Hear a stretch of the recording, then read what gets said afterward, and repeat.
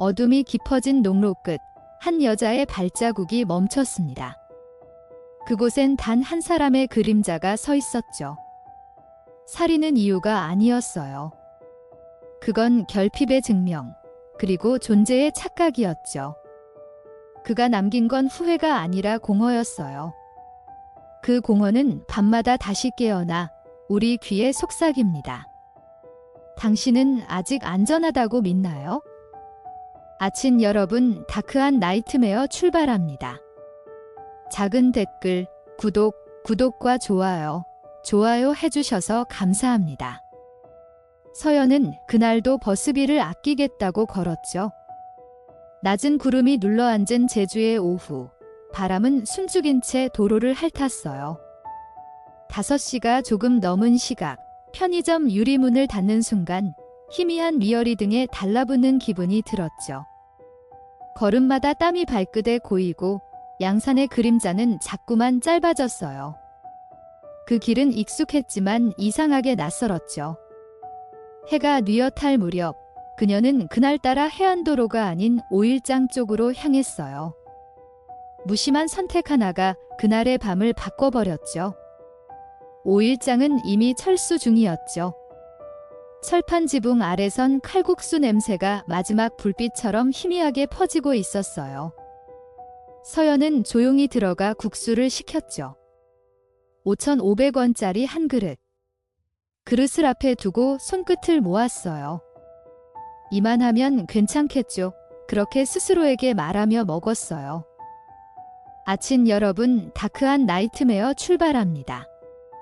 작은 댓글, 구독과 좋아요 해주셔서 감사합니다. 서연은 그날도 버스비를 아끼겠다고 걸었죠. 낮은 구름이 눌러앉은 제주의 오후, 바람은 숨죽인 채 도로를 핥았어요. 5시가 조금 넘은 시각, 편의점 유리문을 닫는 순간 희미한 미어리 등에 달라붙는 기분이 들었죠. 걸음마다 땀이 발끝에 고이고 양산의 그림자는 자꾸만 짧아졌어요. 그 길은 익숙했지만 이상하게 낯설었죠. 해가 뉘어탈 무렵 그녀는 그날따라 해안도로가 아닌 오일장 쪽으로 향했어요. 무심한 선택 하나가 그날의 밤을 바꿔버렸죠. 오일장은 이미 철수 중이었죠. 철판 지붕 아래선 칼국수 냄새가 마지막 불빛처럼 희미하게 퍼지고 있었어요. 서연은 조용히 들어가 국수를 시켰죠. 5,500원짜리 한 그릇. 그릇을 앞에 두고 손끝을 모았어요. 이만하면 괜찮겠죠. 그렇게 스스로에게 말하며 먹었어요. 농로 초입은 달빛조차 닿지 않았죠. 바람이 불어도 풀잎은 미동조차 없었어요. 서연의 신발 밑창에 흙이 달라붙었고 그녀는 무의식 중에 걸음을 늦췄죠. 뒤에서 발소리가 한 박자 늦게 따라붙었어요. 돌 하나 차이는 듯한 소리, 멈추면 멈추고 걷기 시작하면 다시 들렸죠. 손에 쥔 양산이 미세하게 떨렸어요. 누군가 있다고 느끼면서도 뒤돌지 못했어요. 이건 단순한 착각이 아니었죠. 도현은 그때 이미 결심이 서 있었죠. 탑차에서 3번째 밤을 보내던 그는 창밖으로 보이는 인적 드문 길을 바라보다 그 여자를 봤어요. 서연의 양산 끝이 붉은 하늘에 흔들릴 때 그는 그 빛을 따라가기로 했죠. 그의 눈 속에는 돈이 아니라 결핍이 있었어요. 살기 위해 아니라 존재를 느끼기 위해 누군가의 숨을 끊으려는 욕망이었죠. 그게 인간이 할 짓이 아니라는 걸 그는 알고 있었지만 이미 인간을 포기한 얼굴이었어요. 서연은 휴대폰을 꺼내려 했죠. 그러나 손끝이 미끄러졌어요. 그 순간 뒤에서 무언가 달려드는 기척이 있었어요. 숨이 목구멍까지 차오르고 심장은 귀에 닿을 만큼 요동쳤어요. 그녀는 본능적으로 양산을 들어 올렸어요. 도현의 그림자가 겹쳐지며 휘청였죠. 짧은 비명이 공기를 찢었어요. 밤의 정적은 그 비명에 젖어들었고 농로의 풀잎 하나가 그 소리에 흔들렸죠. 지아는 그 CCTV를 멈춘 채 한참을 말이 없었어요. 화면 속 도로엔 두 개의 그림자가 교차하고 있었죠. 서연은 팔을 뻗어 도망치려 했지만 뒤에서 잡아당긴 손이 너무 강했어요. 그 손은 살을 움켜쥐었고 순간 그녀는 양산을 떨어뜨렸죠. 흙먼지가 일며 카메라 각도에 섬광처럼 피어올랐어요. 그때 도현의 어깨가 한 번 크게 들썩였죠. 화면이 흔들리고 서연의 하얀 옷자락이 땅에 쓰러졌어요. 그의 손엔 차가운 쇠가 있었죠. 숨을 들이마시며 그는 한 번, 두 번, 6번을 찔렀어요. 바람이 멈춘 듯한 순간이었어요. 피는 말없이 흙에 스며들었고 풀잎이 눕는 방향으로 서연의 몸이 무너졌죠. 하늘에선 달빛이 조금도 흔들리지 않았어요. 도현은 숨을 몰아쉬며 뒤로 물러났어요. 그 순간조차 그는 자신의 손이 떨리고 있다는 걸 몰랐죠. 공포보다 깊은 공허가 밀려왔어요. 형석은 나중에 그 장면을 확인하면서 이를 악물었죠. 이건 우발이 아닙니다. 그는 그렇게 말했다고 했죠. 화면은 끊겼지만 도현의 그림자는 다음 장면에서도 이어졌어요. 그가 차로 향하며 땅을 질질 끄는 흔적, 그 자국이 이튿날 발견된 혈흔의 위치와 정확히 겹쳤죠. 그건 시체를 옮기려다 실패한 흔적이었어요. 밤은 고요했지만 그의 발자국만은 그 고요를 찢고 있었죠. 서연의 휴대폰은 그때 꺼졌어요. 전원이 꺼진 시각 20시 42분. 그 좌표는 콩밭과 멀리 떨어진 해안가 근처였죠. 도현이 일부러 옮긴 거예요. 경찰을 헷갈리게 하려는 계산이었죠. 하지만 그 계산은 어설펐어요. 형석은 그 좌표를 보고 고개를 갸웃했죠. 이상합니다. 너무 멀어요. 그 직감은 맞았어요. 그는 본능적으로 농로를 다시 뒤졌죠. 그리고 그곳에서 양산 파편을 발견했어요. 양산은 부서져 있었어요. 손잡이는 휘어지고 천은 찢겨 있었어요. 그 주변엔 작은 검붉은 얼룩이 점점이 남아 있었죠. 형석은 무릎을 꿇었어요. 여기서 멈췄군요. 그의 말은 공기처럼 가벼웠지만 마음속엔 무거운 돌처럼 내려앉았어요. 그 자리엔 발자국 3개가 교차하고 있었죠. 서연의, 도현의, 그리고 정희의 발자국이었어요. 농로의 침묵은 이제 증거가 되었죠. 지아는 그 장면을 나직하게 설명했죠. 그는 처음부터 누군가를 노렸어요. 돈은 구실이었죠. 그 말은 라디오 속 어둠처럼 잔잔히 번졌어요. 그는 단순한 범죄자가 아니었죠. 결핍을 죄로 바꾸는 방식에 익숙한 인간이었어요. 외로움이 증오로 변한 순간 그는 스스로 괴물이 되었죠. 서연은 그 괴물이 세운 함정의 첫 희생자였어요. 도현은 그날 밤 다시 돌아왔어요. 콩밭은 여전히 조용했고 그는 손전등으로 그 자리를 비췄죠. 시신을 옮기려 했어요. 그러나 생각보다 무거웠어요. 그는 숨을 몰아쉬며 몸을 끌었죠. 풀잎이 찢기고 자갈이 긁혔어요. 그 소리가 밤 공기에 묻히는 순간 그는 멈췄어요. 차 안에서 땀을 훔치며 체크카드를 꺼냈죠. 그리고는 아무 일 없었다는 듯 시내로 내려갔어요. 그건 악의가 아니라 습관이었죠. 도현의 시선은 거울을 닮았죠. 아무 감정도 비치지 않는 눈동자, 그 안엔 자신조차 없었어요. 시내 불빛이 멀리 번져 오를 때 그는 조용히 카드를 긁었죠. 계산대 위 닭다리와 콜라, 그리고 맥주 한 캔. 모니터 불빛이 손등을 스쳤어요. 그 손에는 여전히 마른 피가 남아 있었죠. 그는 닦지 않았어요.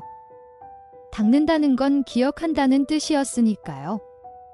형석은 새벽 4시에 도로변 CCTV를 다시 열었어요. 화면 속 탑차는 같은 구간을 3번 지나갔죠. 그는 커피를 쏟을 만큼 놀랐어요. 돌아왔네. 짧은 한마디였죠. 차가 멈춘 자리엔 도로 턱이 있었고 그 앞엔 농로로 이어지는 좁은 비탈이 있었어요. 도현은 그곳에서 한참을 머물렀어요. 담배를 꺼내 물었지만 불을 붙이지 못했죠. 지아는 말했다죠. 그는 죄의식보다 습관이 먼저였어요. 사람들은 쉽게 악마를 말하지만 도현은 악마보다 단순했어요. 그는 살인의 의미를 모르고 단지 행위를 반복했죠. 범행 이후의 불안조차 일상의 일부처럼 흡수했어요. 차 안의 라디오에서 노래가 나왔고 그는 아무렇지 않게 따라 불렀어요. 그 가사는 아이러니컬하게도 괜찮아질 거야였죠. 서연의 시신은 다음 날 오전 7시에 발견됐어요. 농부가 트랙터를 세우며 비명을 질렀죠. 흙 위엔 풀잎보다 희미한 손자국이 남아 있었어요. 팔목은 차갑고 눈은 반쯤 떠 있었어요. 그녀가 마지막으로 본 건 하늘이 아니라 달빛 아래 반사된 도로였죠. 형석은 모자를 벗고 고개를 숙였어요. 그 순간 새 한 마리가 울며 날아올랐죠. 수사는 빠르게 움직였어요. 카드 사용 기록, 차량 이동 경로, 그리고 통신 위치. 모든 선이 하나로 모였죠. 형석은 서류를 내려놓으며 말했다죠. 이건 돈이 아니야? 분노야. 지아는 고개를 끄덕였어요.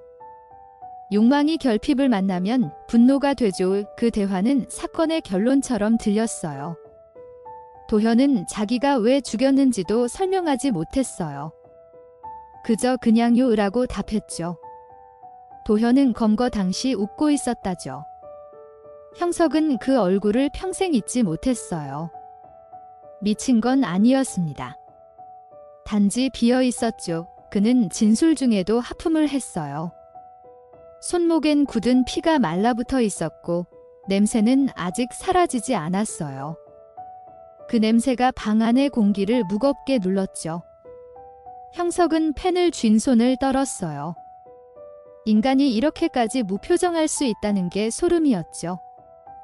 지아는 방송에서 이렇게 말했죠. 그는 범인이기 이전에 존재의 결핍자였어요. 그는 사람을 통해만 자신을 확인할 수 있었죠. 피해자가 죽는 순간 그는 비로소 살아있다고 착각했어요. 그것이 가장 섬뜩한 착각이었죠. 그 착각은 사회가 만들어낸 그림자였어요. 화면에 스치는 그의 얼굴은 인간의 껍질을 쓴 공허 그 자체였어요. 형석은 보고서를 덮으며 담배를 꺼냈어요. 연기가 천장으로 번지며 희미하게 갈라졌죠. 그는 생각했어요. 이 사람은 언제부터 괴물이 됐을까? 답은 없었죠. 지아는 그걸 대신 말했다죠. 괴물은 태어나지 않아요. 반복된 무시 속에서 만들어지죠. 형석은 창문을 닫았어요. 바깥의 햇살이 너무 평온해서 더 참기 어려웠어요. 민수는 법정에서 끝까지 눈을 떼지 않았죠. 도현은 고개를 숙인 채 아무 말도 하지 않았어요. 판사의 목소리는 낮고 단호했어요. 무기징역을 선고합니다. 순간 법정 안 공기가 멈췄죠. 민수의 눈가에 흐른 눈물은 분노도 슬픔도 아니었어요. 그건 이 사회에 대한 체념이었죠. 그는 조용히 일어나 한마디 남겼어요. 이게 나라입니까? 그날 방송 말미에 지아는 이렇게 정리했죠. 그는 가난하지 않았어요. 결핍했을 뿐이었죠. 타인의 숨으로 자신을 증명하려 했어요. 아범의 목소리가 이어졌어요. 그 욕망의 끝은 공허였죠. 그리고 그 공허는 또 다른 이름의 죄였죠. 라디오 불빛이 희미하게 꺼졌어요. 마지막으로 남은 건 서연의 이름이었죠. 도현은 복도 끝에서 고개를 들었죠. 수갑이 채워진 손목이 붉게 눌려 있었어요. 그는 재판장 안을 한번 훑었어요. 서연의 가족이 보였죠. 그들의 눈빛은 말이 없었지만 그 무언이 칼보다 날카로웠어요. 그는 시선을 피했어요. 그 순간에도 마음속은 텅 비어 있었죠. 아무 후회도 죄의식도 없었어요. 오히려 모든 게 끝났다는 안도감 같은 게 스쳤어요. 형석은 법정 복도를 따라 걸었어요. 천장은 낮고 형광등은 희미했죠. 그 빛 아래서 그는 생각했어요. 이 사람을 사람이라고 불러야 하나? 답은 끝내 나오지 않았어요. 그날 밤 형석은 집으로 돌아가 냉수를 들이켰어요. 손이 떨렸어요. 심장이 아니라 손끝이. 사건은 끝났는데 마음은 끝나지 않았어요. 그게 진짜 공포였죠. 지아는 사건이 끝난 후에도 방송 준비를 멈추지 않았어요. 그는 매일 새벽 녹음실 불을 켜고 마이크 앞에 섰죠. 서연의 이름을 발음하는 순간마다 목소리가 조금씩 흔들렸어요. 그는 냉정하게 하려 했지만 문장 끝마다 인간의 체온이 배어나왔죠. 우린 언제부터 이렇게 냉정해졌을까요? 그 한마디가 공기 속에 남았어요. 민수는 집에 돌아와 딸의 사진을 바라봤죠. 그 사진 속엔 웃음이 있었어요. 바람이 불어 커튼이 흔들렸어요. 그는 입술을 떼었어요. 서연아, 잘 가라. 그 말에 방 안의 공기가 무너졌어요. 그날 밤 그는 불을 끄지 않았어요. 잠도 들지 않았어요. 창문 바깥엔 새벽비가 내렸고 그 빗소리가 유일한 위로였죠. 도현은 교도소 독방에 앉아 있었죠. 벽은 축축했고 공기는 눅눅했어요. 천장 구멍 사이로 바람이 스며들었어요. 그는 하루에도 몇 번씩 같은 꿈을 꿨어요. 양산이 떨어지는 소리, 여자의 발소리, 그리고 어둠 속 숨소리. 그는 그 꿈에서조차 죄의식이 없었어요. 단지 그 장면이 반복될 뿐이었죠. 현실과 꿈의 경계가 무너졌어요. 형석은 퇴근길에 바다로 갔어요. 바람이 세게 불었죠. 그는 담배를 물고 바다를 바라봤어요. 물결이 부서질 때마다 서연의 이름이 들리는 듯했어요. 그는 생각했어요. 이 바다는 모든 걸 삼키지만 죄는 삼키지 않겠지. 담배 끝이 흔들렸어요. 연기가 바람에 흩어지며 눈을 스쳤어요. 그는 눈을 감았어요. 세상이 너무 조용했죠. 지아는 마지막 대본을 정리하며 펜을 내려놨어요. 책상 위엔 사건 기록과 사진이 흩어져 있었죠.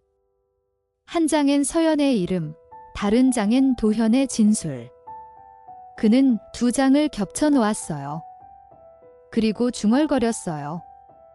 사람이 사람을 잊지 못하는 이유는 기억이 아니라 양심 때문이겠죠. 그 말은 스스로에게 향한 고백이었어요. 그의 눈에 빛이 반짝였죠. 민수는 그 후로 청원을 올렸어요.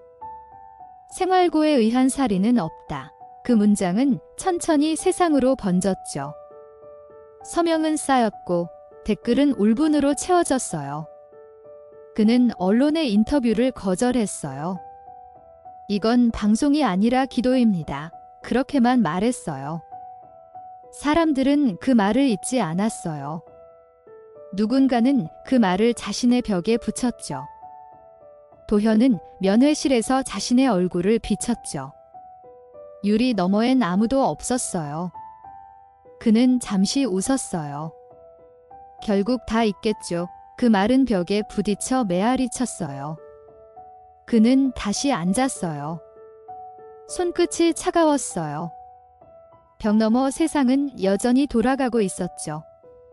그는 눈을 감았어요. 그 순간 서연의 목소리가 환청처럼 들렸어요. 당신은 누구죠? 지아는 마지막 방송 원고에 한 줄을 적었어요.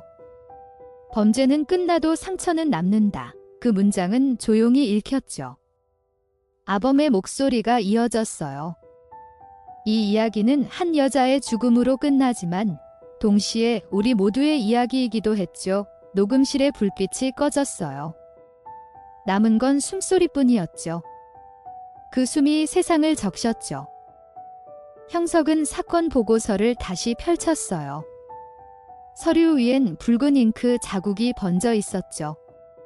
그는 펜을 잡은 손을 멈췄어요. 무언가 바뀌었을까 그 생각이 마음을 죄었어요.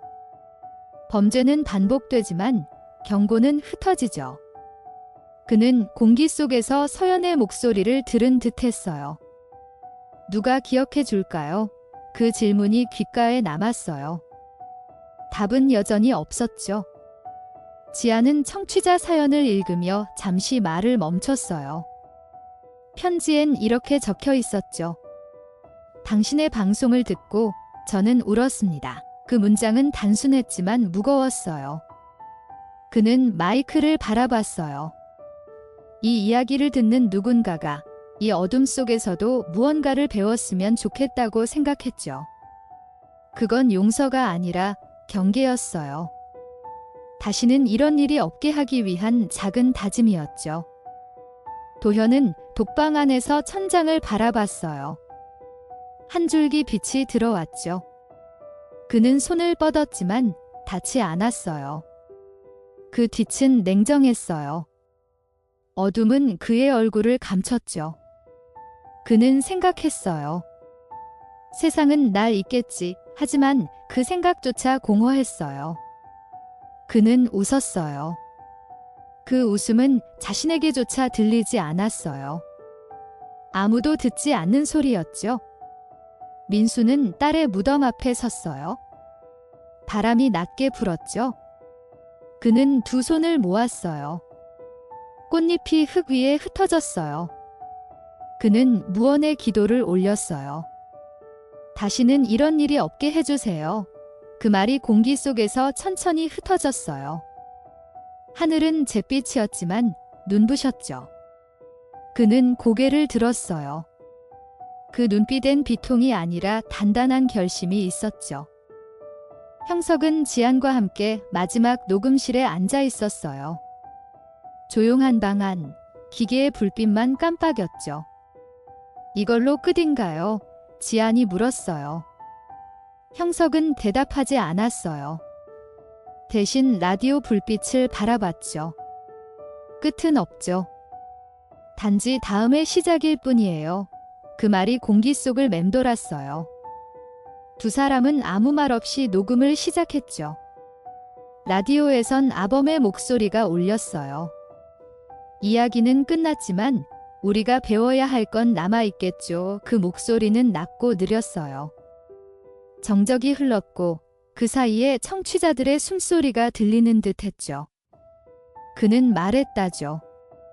악은 언제나 가까이에 있었어요. 그러나 기억하는 사람만이 그것을 막을 수 있었죠.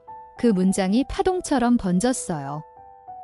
방송이 끝나자 조명이 꺼졌어요. 지아는 눈을 감았어요. 그 순간 녹음실 벽에 서연의 목소리가 스며든 듯 했죠. 고마워요. 그 말은 바람처럼 가벼웠지만 마음은 무겁게 울렸어요. 형석은 아무 말도 하지 않았어요. 그저 숨을 길게 내쉬었죠. 공기가 떨렸어요. 그 떨림이 정적을 갈랐죠. 도현은 마지막 면회 날 아무도 오지 않았어요. 유리창 너머엔 자신만 있었죠. 그는 손끝을 유리에 댔어요. 차가운 표면이 그의 체온을 삼켰어요. 그제야 그는 처음으로 떨렸어요. 그 떨림은 두려움이 아니라 깨달음이었죠. 이제 아무도 날 기억하지 않겠구나. 그 말은 자신에게 내린 형벌이었어요. 침묵이 답이었죠. 형석은 퇴근길에 하늘을 올려다봤어요. 새벽과 저녁이 맞물린 회색빛이 도시 위에 내려앉았죠. 그는 천천히 숨을 들이켰어요. 서늘한 공기가 폐 안을 적셨죠. 그때 라디오에서 아범의 목소리가 흘러나왔어요. 기억은 사라지지 않아요. 다만 잊지 않으려는 마음이 있을 뿐이죠. 그는 미소를 지었어요. 눈빛은 차분했어요. 아범의 마지막 멘트가 남았어요. 이건 한 여자의 이야기이자 우리 모두의 경고였죠. 당신이 듣고 있는 이 어둠이 다시는 현실이 되지 않길 바랍니다. 정적이 길게 흘렀어요. 그리고 한 문장이 남았죠. 공기가 남았어요. 그 여운은 세상의 끝처럼 고요했죠. 하지만 그 고요 속에서 누군가는 여전히 서연을 기억하고 있었어요. 이번 다크한 나이트메어는 여기까지입니다. 끝까지 청취해 주셔서 감사합니다. 작은 댓글, 구독과 좋아요로 힘을 보태주시면 큰 응원이 될 거예요.